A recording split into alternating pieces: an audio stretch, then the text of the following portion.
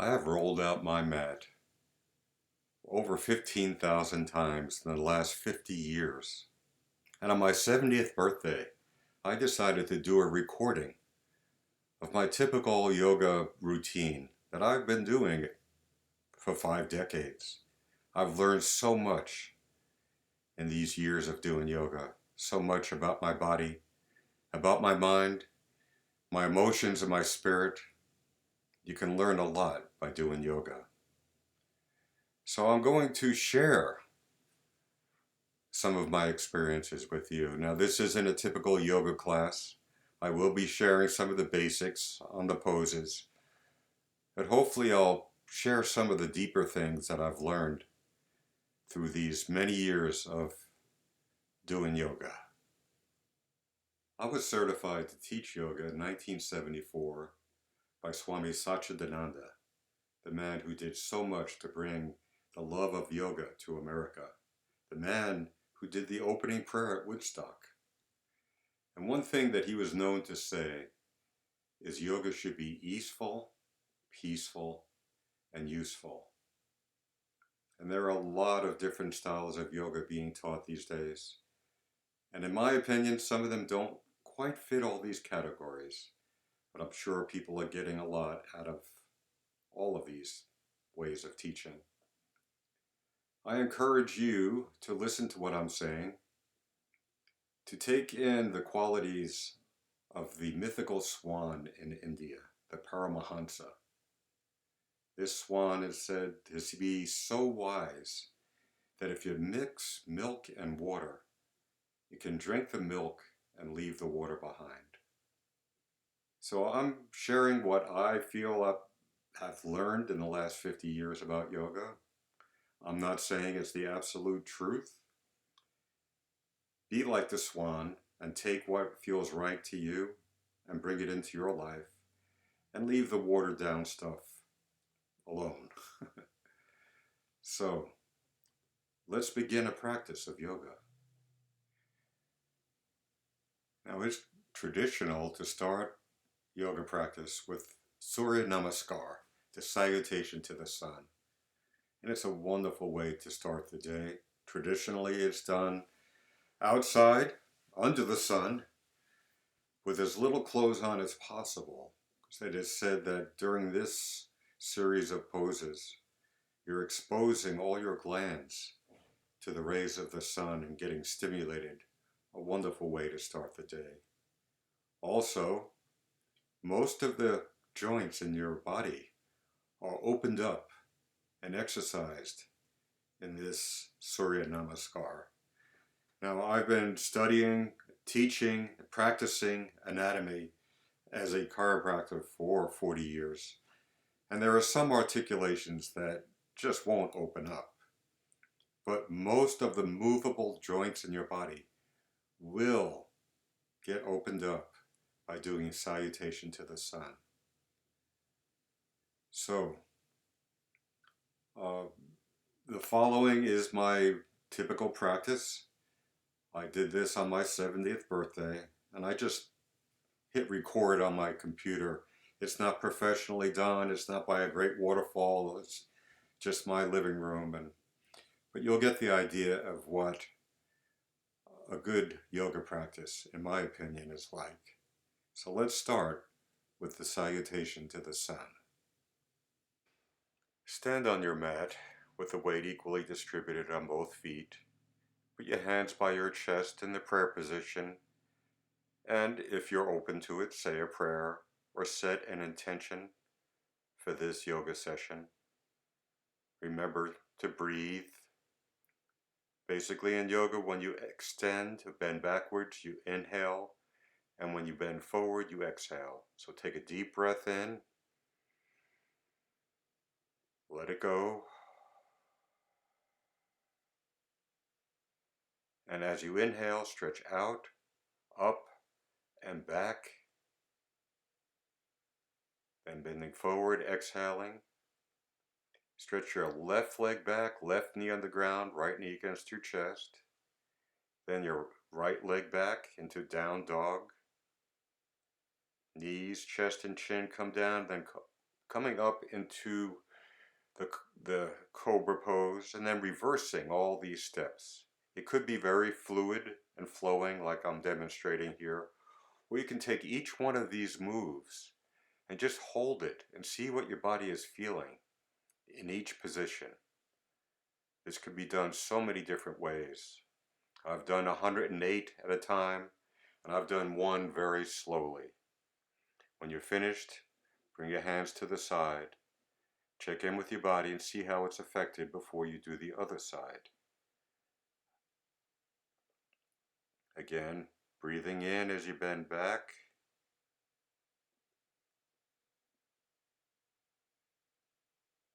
Exhaling as you come forward. Now your right leg comes back, right knee on the mat, left knee against your chest. Yeah, feel the stretch. Then bring your left leg back to meet the right. Come into the down dog, then bring your knees down, your chest, your chin. Coming back up into the down dog. Once again, left leg up, left leg parallel with the arms, then your right leg up, stretch out, up, and back. Standing upright, coming back in the prayer position. Before you take a deep breath, let it all go, and stand in what is called Tadasana, the mountain pose. Just check in with your body. Yes, pay attention to your body. That's one of the main things you want to be doing while you're doing yoga. Sometimes you can listen to music. You're in a class, you're listening to your teacher, but especially with a home practice, you want to just feel what your body is telling you. Is it telling you, no, I can't do that stretch today. I can only go so far. Oh yeah, I did this yesterday and now my body's telling me I need to be aware and maybe do that a little differently. Maybe even sometimes when you're stretching a part of the body, there's muscle memories and things can come up emotionally. Pay attention to that. I've seen many people burst out crying or laughing in yoga class. So pay attention. See what effects the pose is having on your body. So that's the salutation to the sun. Again, traditionally done 12 times. You can at least do it twice. One on with one leg going back, one with the other leg going back and forward. And there are many other instructional videos on YouTube and everywhere, so if you don't learn it here, you can get it somewhere else, and it's a wonderful thing to be doing. So next, do a very important pose, the Cobra pose. You know, so many times throughout the day, life gets you down, and you're slumped over, flexed, and it's been proven that there are certain hormones, the stress hormones, get secreted when you're flexed over like that. And when you extend and come back, these beneficial hormones are released into your body, the feel-good hormones. So you want to feel good. You want to extend. You want to strengthen these muscles, as well as extend these joints and open up and breathe deeply into the Cobra pose. So let's lay face down on your mat and go into Bhujangasana, or the Cobra pose. In between each pose, you can lie down in Shavasana, the deeply relaxed position, either face down or face up, and take a few deep breaths and think about what you're about to do. Now with the Cobra pose, you want to bring your hands underneath your shoulders, your forehead down, legs together, bring your head up, your chest up, pressing off with your arms. And when you're fully extended, as far as your body lets you go, take some deep breaths. Take advantage of your lungs being opened up. Breathe deeply before you start to slowly lower yourself down, vertebra by vertebra, and then bring your hands behind your back. The unsupported Cobra will help to develop and strengthen the muscles of the back and help you stand up straight throughout your life. And then you bring your forehead down, arms down, bring your hands to the side, cheek to the side, and once again relax in Shavasana and see how the Cobra has affected you on any level again. Check in with your body, mind, and spirit. Yes, I've done yoga, rolled out my mat thousands and thousands of times. And you know what? Sometimes I just don't feel like doing it. And that's when I'm not only exercising my body, but my will. And the next pose you'll be doing, the Locust pose, for me, is a tremendous pose to help develop your will. It's not a pose that I personally enjoy. It's not easy. And I only do it because I know how good it feels when I'm done and what good it does for my body. Now, I'm not really interested in having bones of steel, but it does firm up your backside and it gives you strength and it develops your will, especially if it's something that you don't look forward to doing. So, again, let's lie face down on your mat and we'll do the half locust and then the full locust. So, here you go. Stretch your chin out, bring your arms underneath your body, either interlocking your thumbs with your palms up or making fists with the thumb part down. Bring your legs together, breathe in deep, and raise that left leg up as high as it'll comfortably go, as much as possible without rotating the pelvis. Keep your pelvis touching the mat. Just raise the leg. Breathe into it. Use your breath. The breath is tremendous to help hold things. Gives you some strength, some power. So you lower that leg, take a few deep breaths, and prepare to raise the right leg up. Breathe into it, again, using your breath to help you. Learn about the power of the breath. As you breathe in, raise that right leg, keeping the knees straight, keeping your pelvis on the mat, pressing down with your arms, but keeping your pelvis level and on the mat. Hold it a little bit longer if you can, then slowly lower down. Turn your cheek to the side and feel the effects of the locust pose. Now we just did the half locust. Prepare yourself to do the full locust by bringing your legs together. Then you're going to stretch out your chin once more. And you want to get the center of gravity down.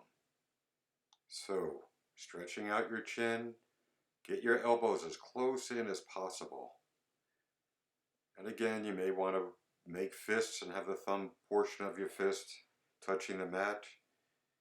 Take a few deep breaths, as much as possible. Keep your legs together and knees straight. As you breathe in deep and raise both legs up. Don't hold your breath now. Keep on breathing. Again, you learn the power of your breath. Hold it as long as you're comfortable, maybe a little bit longer, developing that will. And slowly lower down, release your arms, turn your cheek to the side, and feel the tremendous power that the locust pose gives to you. A very powerful pose. And it's worth your time to lay in Shavasana afterwards and feel the effects of the locust pose. So you've extended the upper body with the Cobra pose, and you've extended the lower body with the locust pose. Now we're going to do them both at the same time in the bow pose. And the bow pose is a wonderful pose to help your digestion. You're putting a lot of energy into your abdomen, There's a blood flow going there. You're kind of massaging your colon. It's a wonderful, wonderful pose. It'll keep you regular. So again, you're laying face down on your mat, and we'll get ready for the bow pose. So lying face down, bend your knees, take hold of your ankles, and pull back, raising the upper and lower portions of your body. Breathing in deep, going as far as you can into the pose. That's it. Breathe in deep. And then as you lower down, keep hold of your ankles and bring them alongside your pelvis, stretching out the knees. Again, paying attention, not going further than your body's ready to go. And then release them. Bring your toes down and let's go right back or right into the plank pose. The plank has become a very popular pose these days for its ability to strengthen your core. It's also a great pose that you can time and monitor yourself and see how you're able to hold it longer and longer periods of time. You're getting stronger. So you want to hold the plank, keep your body like a plank, as straight as possible. Breathing in deep. Again, this is a great pose to develop your will. Do you need to come down because your muscles have had enough, or your will? So let's sit up and we'll get ready to do some advanced poses. So the last few poses you have done have really worked with your colon. And the next pose is very advanced. There are beginning stages that I haven't demonstrated here. You can learn about it, again, through various teachers. However, only do this pose if you're experienced or you have a good teacher to show you the steps.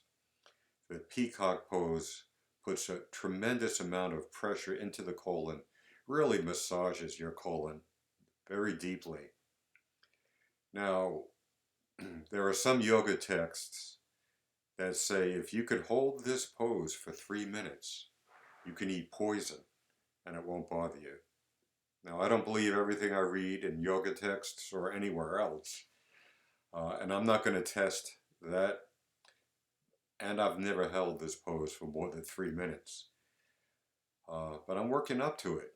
Even at age 70, I know that I can keep improving, and I am. So let's either do or observe the Peacock pose. Like many other yoga poses, there are many variations of the Peacock. It can be done in the full lotus, like it will begin, or with the legs straight. And I'll demonstrate that too. So you shift forward, bring your fingers back toward you, bending your elbows, putting them deep into the abdomen alongside your belly button. Raise your legs, raise your chest, and breathe deep. Yes, put all that energy into your colon. Then you can straighten your legs and do it with that variation. And after all that work that you've done with your colon, if you're able to do what is called Nawali or Uddiyana Bandha, where you contract your abdominal muscles and use those muscles to go even deeper with a colon massage. To do that, you stand, put your hands on your knees, let all your breath out, and then suck your diaphragm up and pump. Now you can pump just up and down, or you can actually go sideways if you can isolate your abdominal muscles. And after that great massage to the colon, stand in Tadasana and feel what you've done for your body. Now I do my best to incorporate balancing poses into every yoga session that I do. Balancing poses are so important. In a way, they show you where your head is at that day, how focused you are, how scattered your thoughts may be. Because if you're all over the place with your mind, you probably won't hold these poses too well. And It also goes to, I've learned that if your mind is really scattered and you really make yourself do these balancing poses, it forces you to focus your mind. So I'll demonstrate just a couple of balancing poses, the tree pose and the eagle pose. I often look at trees while I'm in the tree pose, if I'm outside or through the window. And when I place my sole onto my thigh, I think of the leg that's connected to the earth and think about all the roots and the way the trees are connected together. And I could feel that I'm connected to all of humanity, all of existence, as I stretch out into the tree pose. I bring my hands back to my heart and know who we are. And of course, you may falter, you may fall a little bit, but you can always come back to your center, wrap your leg around your other leg and your arms around, and do the eagle. This is a wonderful pose for balancing the nervous system, the right and left brain, or getting balanced by doing the tree pose. Even if you fall out of the pose, just trying helps. And you always want to do both sides, bringing the left sole into the right thigh, hands by the heart, then reaching up, feeling at one with all that is, surrounding yourself with this understanding and this light, and then wrapping that left leg around the right, your right arm around the left arm, balancing the brain, balancing yourself, becoming the eagle. And if you have the balance, you can flex forward and bring your elbow to your knee and become a nesting eagle. Now, after doing those balancing poses, I like to do the warrior pose. And I combine the warrior pose with the pose called the triangle and the reverse triangle. To me, they just go together so well, and these are poses after the balancing poses help to focus the mind. These warrior poses and triangle, for me, they are empowering the mind.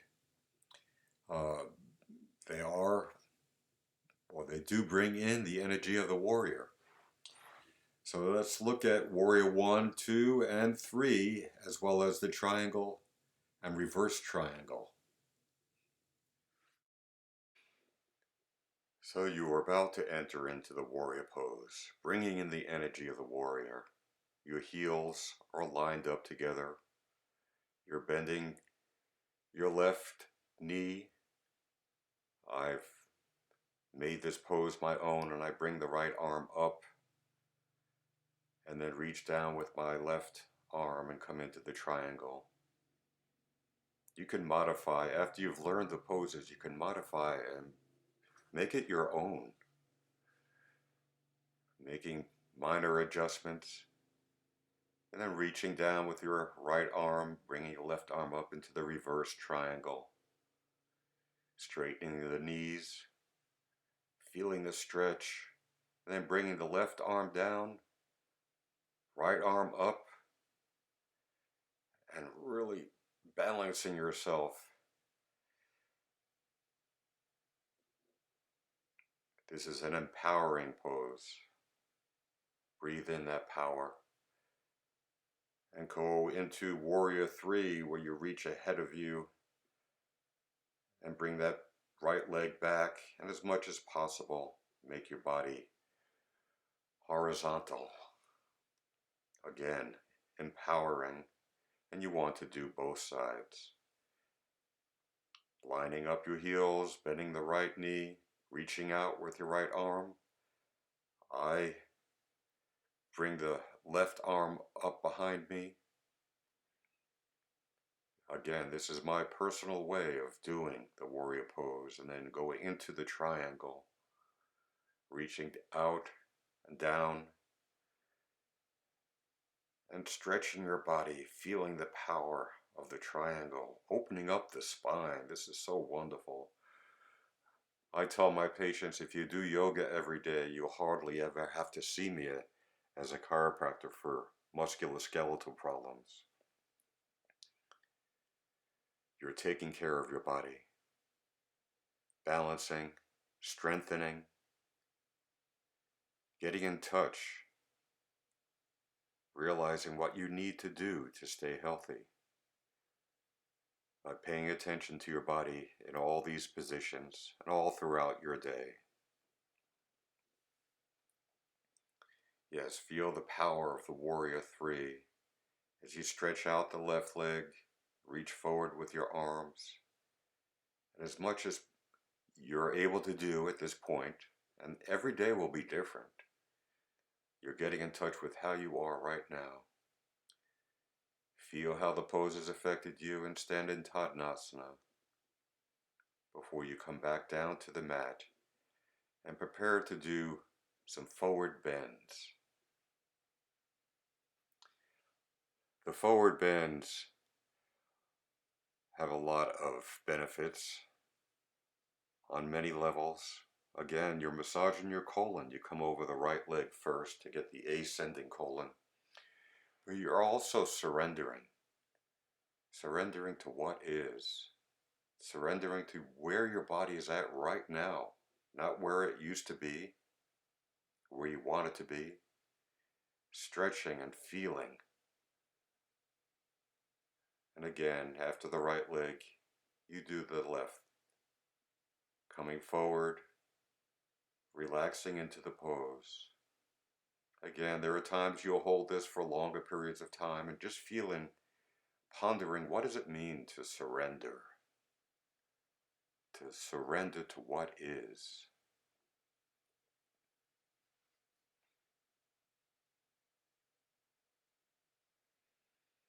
You can take some deep breaths, letting go of those hamstrings, maybe relaxing deeper into the pose, and then stretching out both legs and coming forward, not bouncing, but relaxing with the breath, letting go,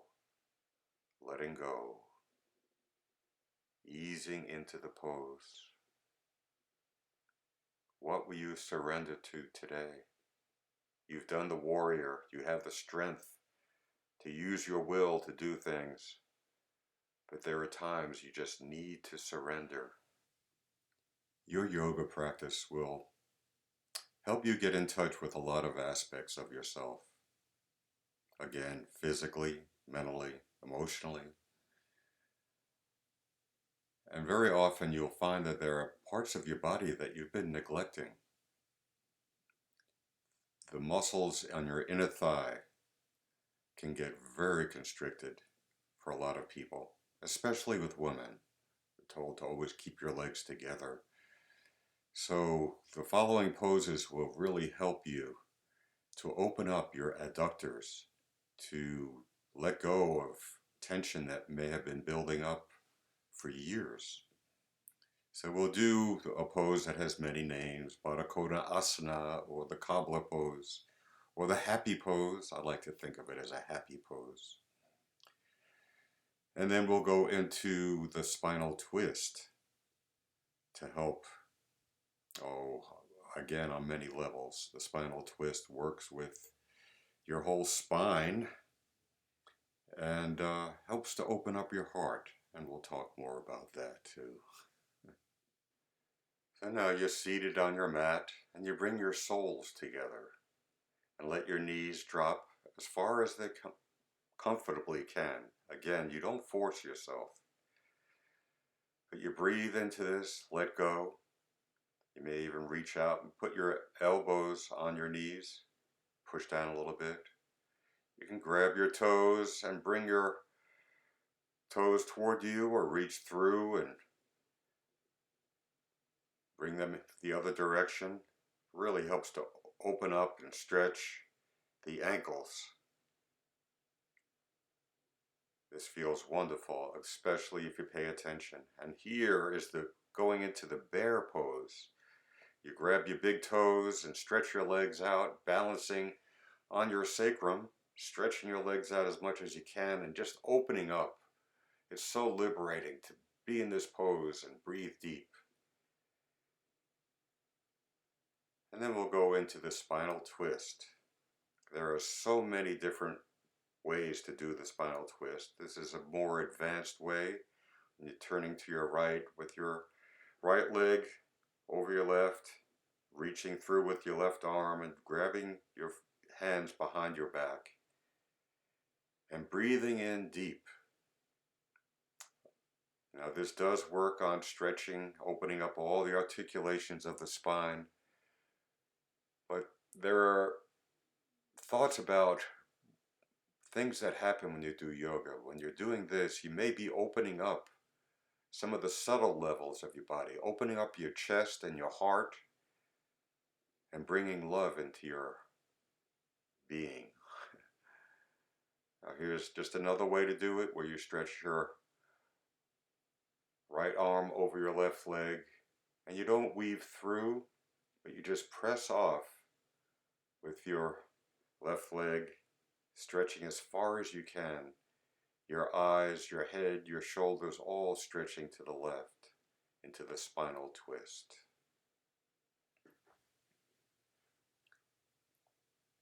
So I'm creating this video, like I said, after my 70th birthday, which happened to coincide with the pandemic that's going around the world. And I don't have much fear about it. I see a lot of fear. However, I have intensified my yoga practice because I know that it will help my immune system. And if I am exposed to this virus, there's a good chance, even at my advanced age, my body could deal with it. And one of the most powerful pose that I'm increasing my time doing, is the shoulder stand. Now, there have been articles recently about how older people should not do the shoulder stand, how it's dangerous for your neck. Well, I wouldn't recommend somebody my age who's never done yoga to go into the shoulder stand, but you can take steps, find a good teacher to show you how to gradually go into it, and maybe your body will be ready to eventually go into the full shoulder stand. It is a wonderful, wonderful pose for your immune system. So here is me doing my version of the shoulder stand with some variations. And then the counter pose, you want to stretch your neck out in the opposite direction after doing the shoulder stand, in the fish pose. So let's go into the shoulder stand and fish. So you're lying on your back on your mat. Place your palms down. Push off and raise your legs and your trunk, supporting yourself at your low back. Bring your legs together. And learning how to relax in the pose. What muscles are you using, contracting, that aren't needed to go deeper into the pose? What can you let go of? The more you can let go, the more benefits you'll get from this pose. The inversions help to drain the lymphatic system, the system of the body where there's actually more fluid than in your circulatory system, than your blood. There's more lymph than blood. And you want to get that lymph traveling around to the lymph nodes where they can get purified, and being upside down really helps.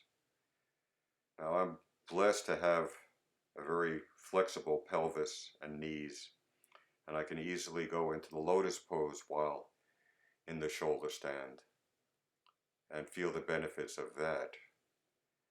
Doing some deep breathing while in this pose, the breath helping to move that lymph.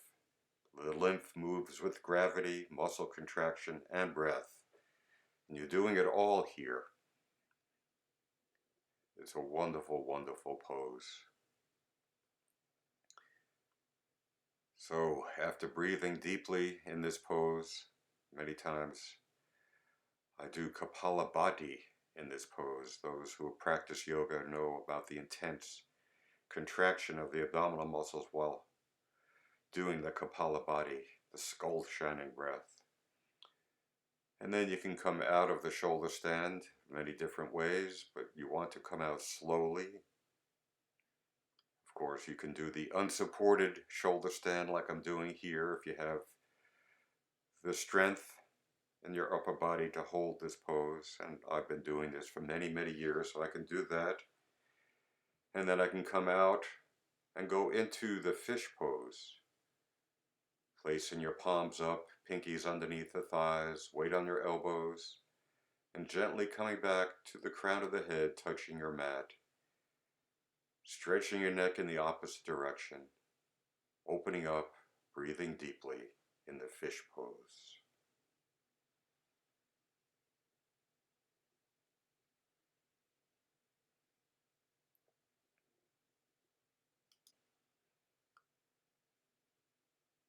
So after doing these inversions, and after doing all your yoga poses, probably the most important thing you can do in your yoga practice is the deep relaxation after you have done all these poses. Shavasana. You lie on your back with your palms up, legs out, at least shoulder length apart. And you're scanning your body, letting go completely. The great yoga master Iyengar used to say, if you can do this pose correctly, there's no need to do any others. And yes, to know how to really relax, the innate healing ability of the body will shine through.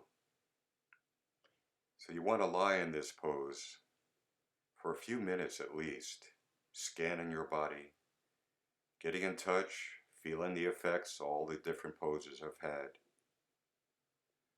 Shavasana. Getting in touch, deeply in touch with how your yoga practice has affected you. Energy. We all want abundant energy. Now, I've studied how the body produces energy. I've studied the wonderful mitochondria, the energy center in every cell, and the Krebs cycle, all the various steps of the Krebs cycle. But I've learned so much more about energy and the body by doing yoga. And one of the most powerful ways you can control the energy in the body is pranayama, which is actually controlling energy through breath. I've unfortunately seen less and less pranayama taught in yoga classes these days, but it's a very powerful practice. And there are many different breaths, and again, this video isn't here to teach you the specifics, but to encourage you to use your breath. There are so many different ways you can use your breath to bring energy into your body. Here I'm demonstrating Kapalabhati, the skull shining breath, where you contract the abdomen, forcing out the breath, and then relax it to let the breath come back in. And it does shine your skull. You get very much energized after that breath.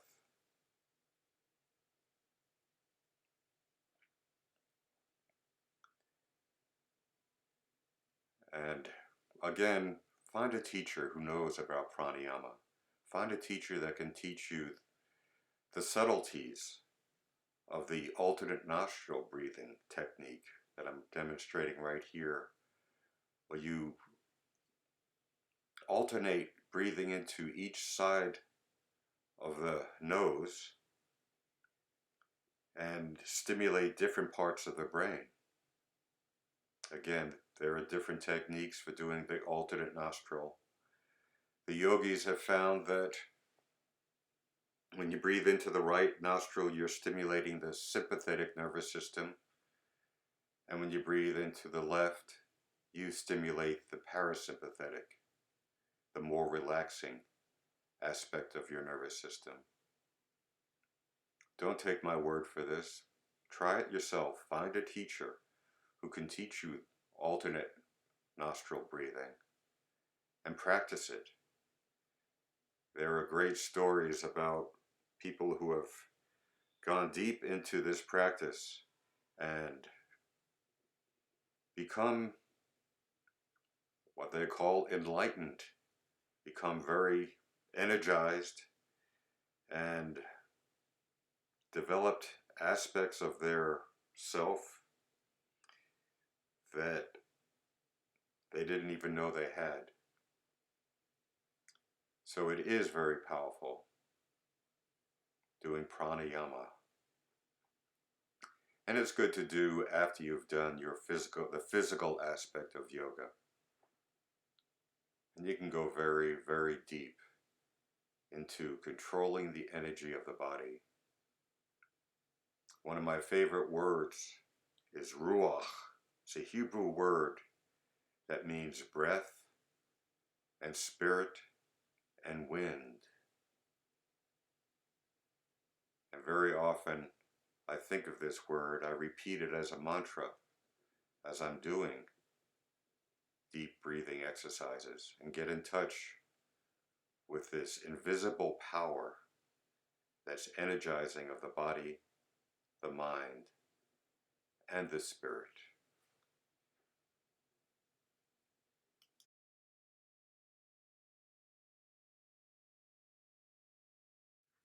So in this video I've shared what I've learned from doing yoga for 50 years. Shared as much as I can, visually and verbally, but you can only express so much. You have to experience it yourself. So I encourage you, don't sit there just watching. Go ahead and do it. And I offer many other things besides yoga and chiropractic. As my service, I've created a number of guided meditations. And you can go to my website, Guided Meditations for You, and learn about another aspect of yoga. In the Yoga Sutras, the threads that tell some of the basics of yoga, the very first sutra, the very first thread is yoga is control of the mind. And I've created these guided meditations to help control the mind, to help you take charge. The mind is a terrible master, but a wonderful slave. So hopefully you got something out of this video. I'll end it the way that Swami Satchidananda told us to end our yoga practice, with Yoga Mudra. And I wish you well in your life and hopefully in your practice. Enjoy. Be happy. Asato ma satgamaya tamasho ma jyotirgamaya mrityo maha amrutam gamaya. Om Shanti Shanti Shanti Om. Lead us from the unreal to the real, from the darkness to light, and from the fear of death to awareness of our immortality.